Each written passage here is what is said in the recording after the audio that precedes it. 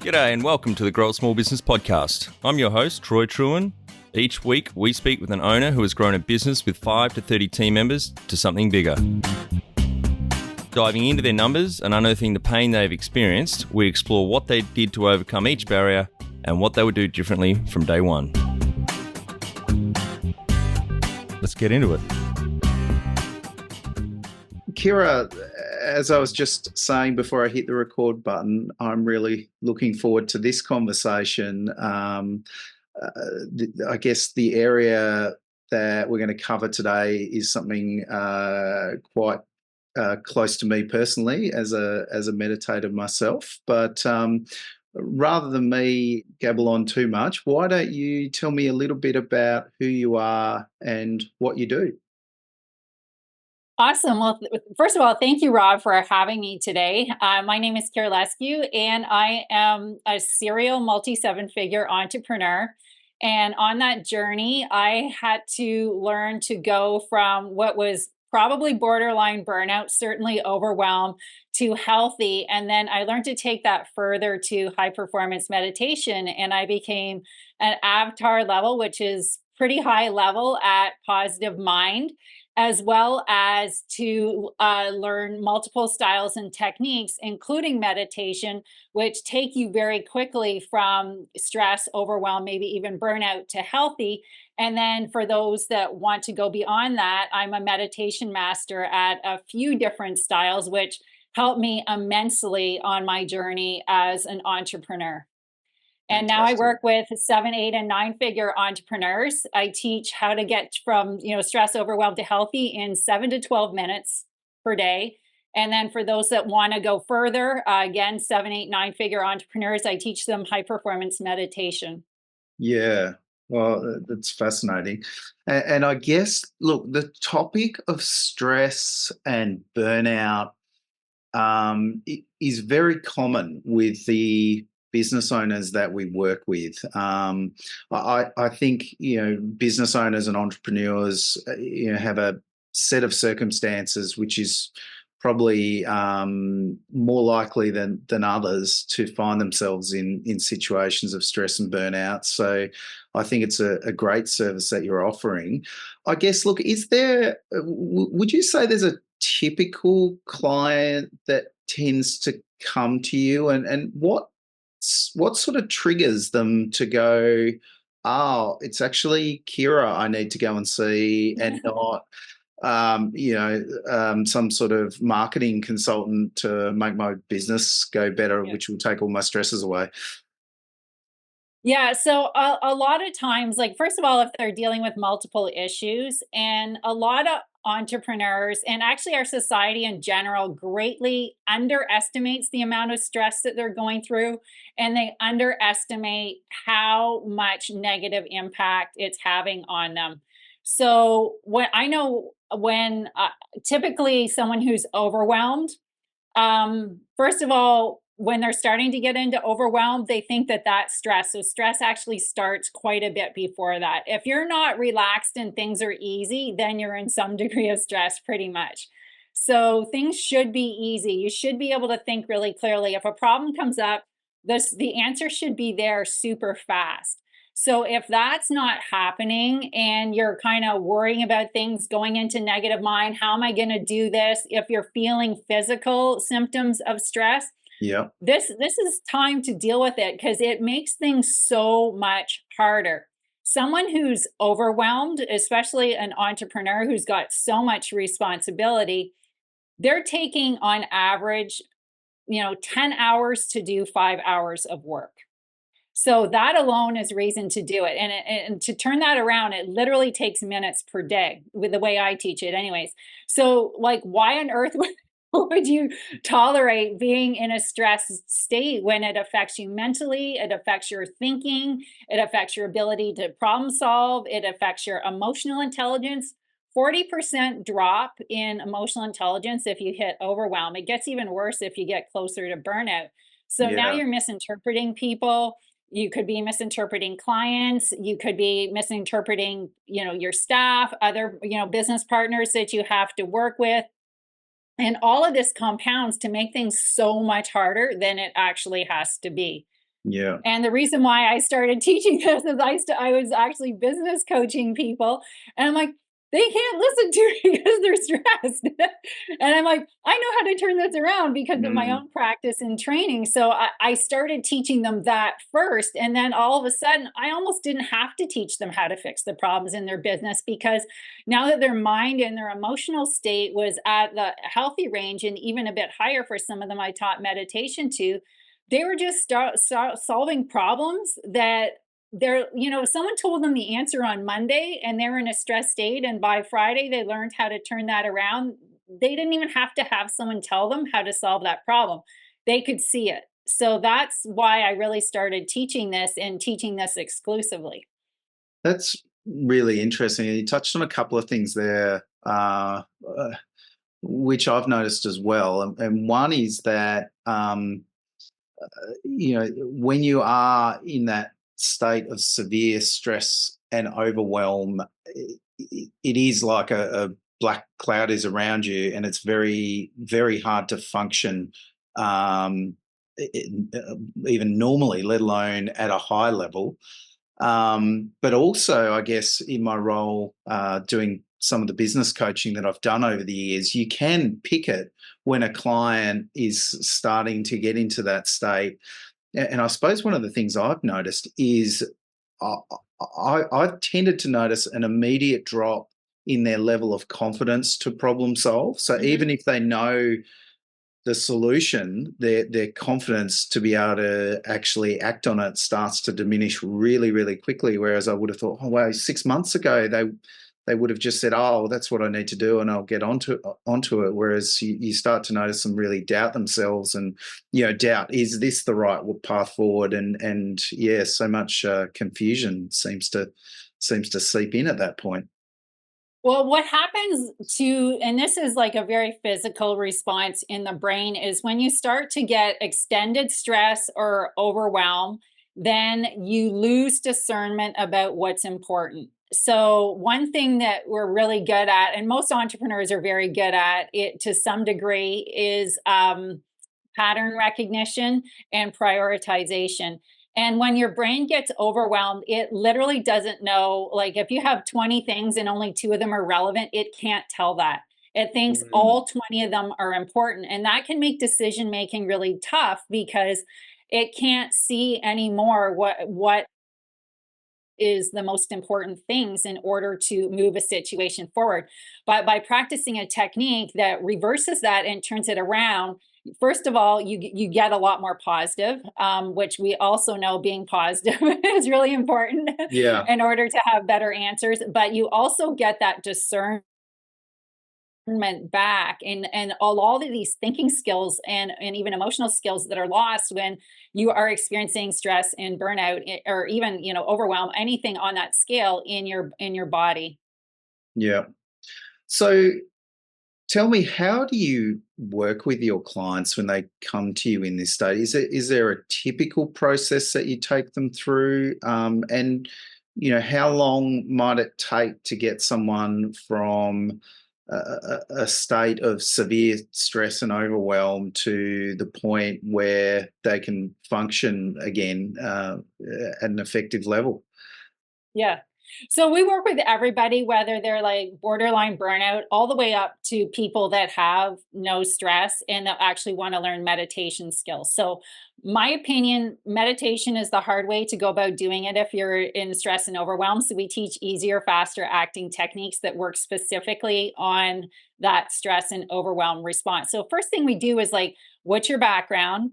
Do you have any meditation background? You don't need any. In fact, I like teaching people that have no background, because they can see a lot of progress quickly. And then we say, what's your level of stress and overwhelm? So somebody who's borderline burnout or maybe even burnt out, we typically start with about 20 minutes per day, but the actual practice is really only 7 to 12 minutes. So the rest is just teaching it. And we actually work with them in short sessions, 3, 4, sometimes even 5 per week, to help them form the habit. because that's a big thing that you need to break the cycle, and you need to do it every single day. So it's kind of like sleeping or eating. If you skip it too much, you lose that circadian cycle being reset. So we reset the nervous system every day so it's not in a stress state. And then over time, it becomes preventative and you become resilient towards it. So as long as Yeah. you're practicing the techniques, it becomes very difficult. Or if it starts to happen, like, so you're like, whoa, what just happened here? You're like, oh, I'm going into overwhelm or I'm going into stress right now. So I'm going to do a 2-minute technique and I'm going to turn it around. So you never go down that road. But then when people, if they're more advanced and maybe stress and overwhelm isn't an issue for them, then we design a meditation program for them to develop some of the high performance meditation skills that are appropriate for them. So it's more customized. Fantastic. And what are some of the benefits that somebody might get from some of those more advanced meditation practices that you touched on? Well, there's a couple things that we teach, but probably the biggest one that I think is most applicable, especially in the time we're in for meditation, is awareness. So there's a couple blind spots that people have that are very, very common in almost all leaders, that is ancestral blind spots and leadership blind spots. So ancestral things are things that we've inherited and we see it pretty much around us, so we don't see it as not normal. And then leadership is just being able to look at ourselves, but there's also some like collective sort of, a lot of leaders that we're exposed to work this way, even though it might not be it's like you're using the wrong tool in the toolbox. So what we do with meditation is we teach people meditation skills, first of all, to really understand what they're thinking better and have more awareness of themselves. And then we teach them practices so that they can actually see more clearly in meditation how they're getting in their own way and how to turn it around. Wow. Yeah, that's a very compelling offer. Um, I guess any ability for self-reflection and adjustment is an incredibly powerful leadership skill or life skill, really. Um, yeah, so that sounds It's great. almost like, depending, people receive the different information in different ways, but it's almost like having a neutral mind and not judging yourself, but seeing clearly the patterns that are happening. So it's like, you might just know a certain thing, you might see a certain thing, and you can understand how this is affecting outcomes and how you're affecting outcomes, or maybe how your relationship, like it could be a number of different things. The information that comes to you, I've even had things like, I've meditated on, like, okay, this landing page or website isn't landing, or it's not being received in the way that it was intended, and I saw in meditation what I did that caused that and how to go about changing it. So, or it could be relationships, that's the most Mm, common one, but it can be very mm, practical yeah. things as well. Yeah. What a fascinating way to look at it. Want specific advice to help you get your business through its #1 growth challenge? Book a free 20-minute growth chat with me, Troy, the founder of Grow a Small Business. I'll recommend some resources which will help you grow your business with ease so you can live the lifestyle you've signed up for. Go to growasmallbusiness.com and click on Growth Chat. So, would you be able to give us a bit of a case study or an example of somebody who you've worked with, and I guess where you've been able to take them from and to, and a little bit about the process involved? Yeah, absolutely. I'm going to use an example of, this was a very successful multi 8-figure entrepreneur, and they were on a new venture, and they were experiencing, I would say it was not severe stress, sort of middle of the road. It certainly wasn't at overwhelm, but it was constant, and it was affecting their decision making. And it wasn't all business stuff. There's a lot of life issues that they were dealing with on top of another fast growing business, which they were pretty experienced at by this time. But when they started to do the practices, at a certain point, they were like complaining to me every day, oh, my team keeps bringing me this idea. I wish they'd just be quiet. I don't want to hear about it anymore. And then he was doing the practices, and literally in our session, he opened his eyes and he said, this is another 8-figure business that's easier than the one we're doing now. And Wow. he said, my team was right. Yeah. And I've been ignoring them. And this had been going on for years. Oh, that's hilarious. Wow. And so, but not only as he continued to do the practices and become more and more advanced, he saw how to balance all the things that he had to balance, and things that, changes he had to make within himself, changes he had to make in the business, how to start the new business, what things he needed in order to not go into that overwhelming stress state. So he did it from, a relaxed, and he was getting into that high performance state. So, and I've seen this, I can't even tell you how many times I've seen this, whether it's that or people really reducing their working time and their business grows massively because now they have time just to think about things and be the observer, rather than like being the firefighter in their business. It's so fascinating. And I guess I draw a few parallels with some things we see at Grow a Small Business in the business transformation program we run. The first sort of set of modules that we take our clients through is around strategic planning and the development of a financial model. So these are all very sort of practical tools. Mm-hmm. But often what that does is it gives a business owner a glimpse as to, first of all, here's where your priorities really need to be if you want to take this business to the next level. And secondly, here's a bit of an indication as to what the potential of this business is.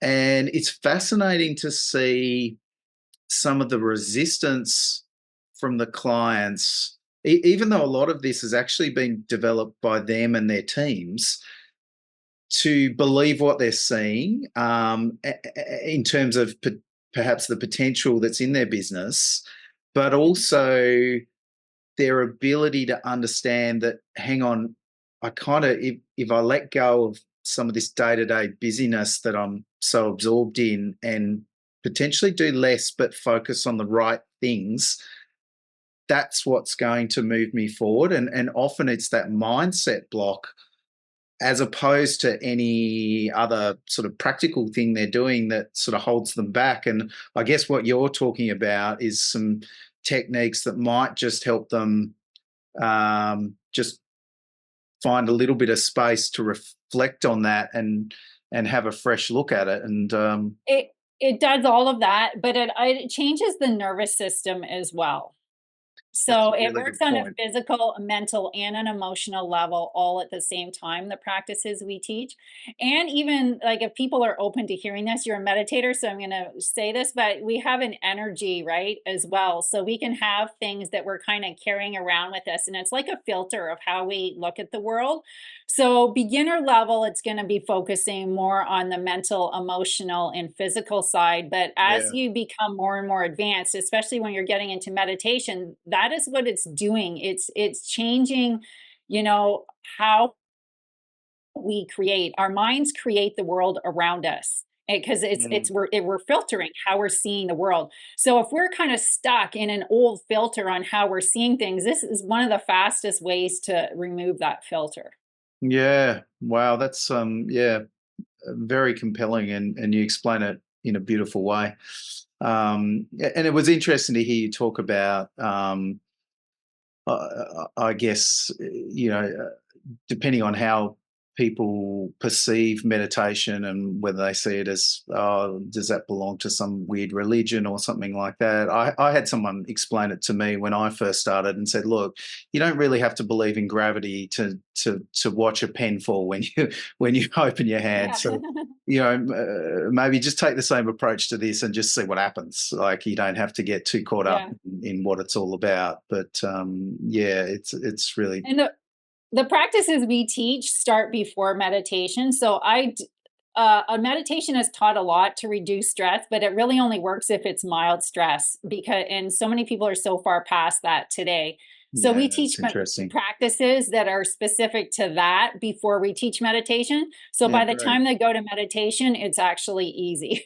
Yeah, great. So I have a background as an elite athlete. So one of the things I know is how to train and how to build, training and make it easier. So I'm like, okay, how can we build a training program so that people can actually succeed using, not just meditation, but other tools so that we can get them to the point, first of all, that they're stress-free and they know how to do that at will within minutes. And then B, for those that want to go further, that it's an easy step to going to meditation. So brilliant. So Kira, if we could boil this conversation down to a recommendation, and I know this is always a bit of a challenging question, but what would you recommend business owners do? Let's assume they're sitting in their car at the moment listening to this podcast. When they get back to the office, what's one practical recommendation you could leave them with? Don't tolerate stress. Number one. And number two, if you have to make a really important decision, do your absolute best to get yourself into as low stress state as possible, because you will probably see things that you are missing. Yeah, I think that's brilliant advice. And I think often there is this connection that, oh, well, if I'm in business, trying to grow a business, it has to be stressful because there's so much stress around. I think it's a beautiful reframe to say, actually, you shouldn't be tolerating stress. And if you can remove a layer of stress, you can probably see things a lot more clearly and be far more effective. So beautifully put. So Kira, this has triggered some interest from our audience. Where can they find out a bit more about you? I'd say the best way to connect with me is to go on LinkedIn, look me up, Kira Leskew. I'm the only Kira Leskew on LinkedIn, so they will notice that. Brilliant. Okay, well, we'll certainly take that advice. So, Kira, thanks you so much for your time. I really appreciate it. And I look forward to keeping in touch and following your work. Absolutely. Thank you so much for having me today, Rob. Great. We'd greatly appreciate you taking a couple of minutes to leave our podcast a review on iTunes. If you don't have an account, simply follow us on Spotify. You'll help other small business owners find the cast and valuable content our guests share.